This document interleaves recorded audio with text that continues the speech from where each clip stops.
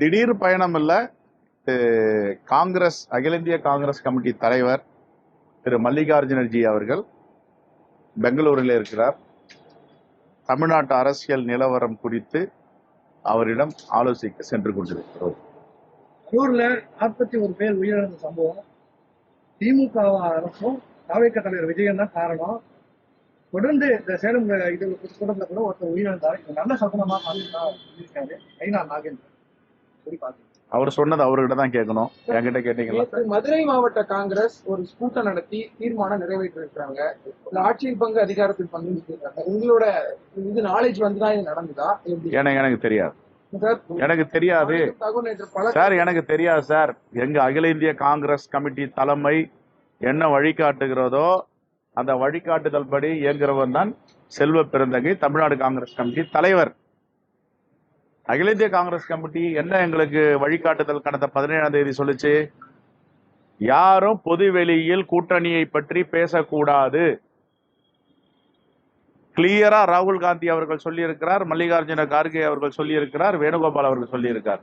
இப்போ ராகுல்ஜியை விட மல்லிகார்ஜுன கார்கேயை விட யாராவது பெரியவங்க இருக்கிறாங்களான்னு எனக்கு தெரியல. நான் அகில இந்திய காங்கிரஸ் கமிட்டியுடைய வழிகாட்டுதலை மதிப்பவன். அகில இந்திய காங்கிரஸ் கமிட்டி என்ன சொல்லுதோ அது அந்த வழிகாட்டுதல்ல இங்க அரசியல் பயணத்தை தொடர்ந்துட்டு இருக்கும். அதுக்கு மேல யாருன்னா பெரியவங்க இருக்காங்கன்னா எனக்கு தெரியல. நம்பர் 1. நம்பர் 2, 5 நபர் கமிட்டி திரு கிரீஷ் சோடங்கர் தலைமையில நியமித்திருக்கிறார்.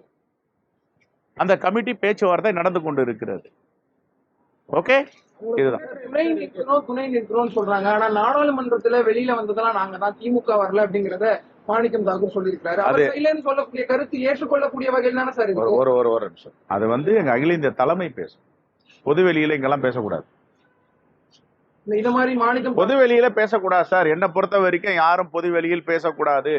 அகில இந்திய காங்கிரஸ் கமிட்டி தலைமையும் எதான் சொல்லியிருக்காங்க, மாநில தலைமையும் எதான் சொல்றோம். பொதுவெளியில பேசுறதுக்கு என்ன இருக்கு? இவ்வளவு காலம் பேசாம இப்ப தேர்தல் நடக்கும்போது இருக்கு இதெல்லாம் பேசணும். பேசுவதை அவாய்ட் பண்ணணும். ஏற்கனவே அகில இந்திய காங்கிரஸ் கமிட்டி தலைமை ஒரு வழிகாட்டுதலை சொல்லி இருக்கு, பொது வெளியில் பேசக்கூடாது. எங்க தலைவர் ராகுல் காந்தி அவர்கள் தொடர்ந்து பேசுகிறார்.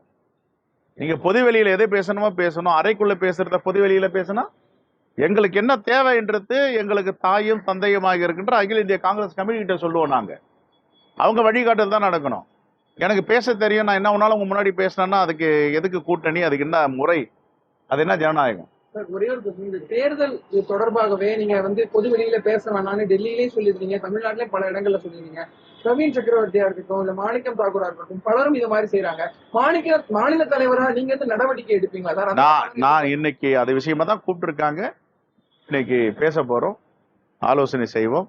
ஜனநாயகத்துக்கு முரணாக, அகில இந்திய காங்கிரஸ் வழிகாட்டுதலுக்கு முரணாக யார் நடந்தாலும் தவறு தான் நான் சந்திக்கிறேன்.